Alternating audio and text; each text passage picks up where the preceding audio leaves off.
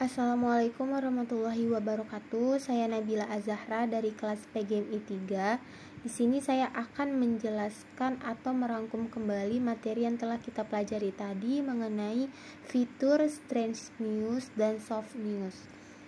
Fitur adalah tulisan hasil reportase atau peliputan mengenai suatu objek atau peristiwa yang bersifat memberikan informasi, mendidik, menghibur, meyakinkan, serta mengubah simpati atau empati pembaca.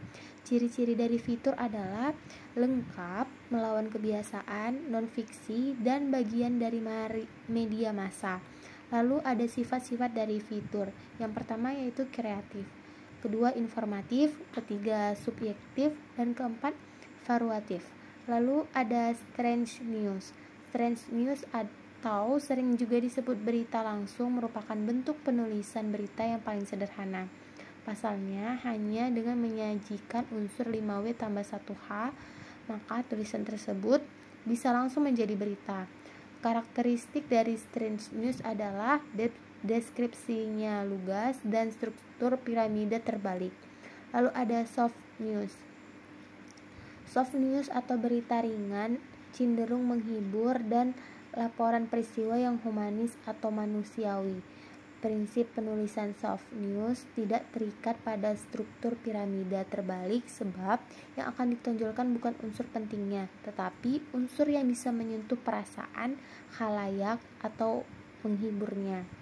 Lalu ada ciri-ciri dari soft news. Yang pertama, bisa dipublikasikan kapan saja, tidak terikat oleh waktu. Yang kedua, mementingkan human interest atau mengangkat aspek kemanusiaan. Lalu ada penyusunan berita bersifat luwes atau berstruktur tidak kaku. Lalu ada dibagi menjadi dua jenis. Dan terakhir tidak ada pembatasan kata. Materi selanjutnya mengenai media baru.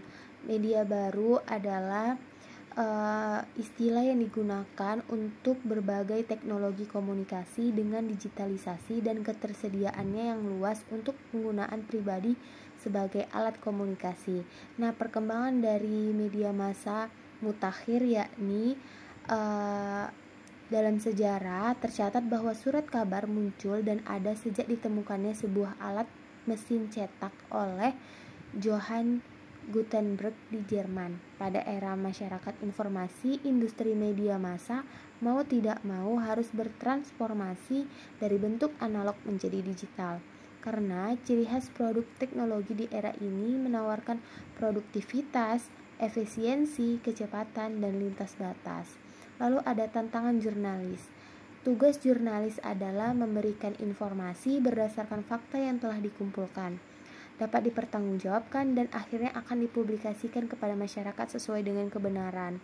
Lalu profesi ini lama-kelamaan akan tergantikan jika jurnalis tidak mengikuti perkembangan zaman.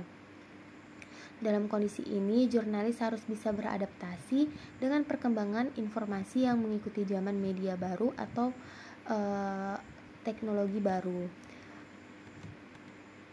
Demikian yang bisa saya simpulkan, lebih dan kurang saya mohon maaf. Wassalamualaikum warahmatullahi wabarakatuh.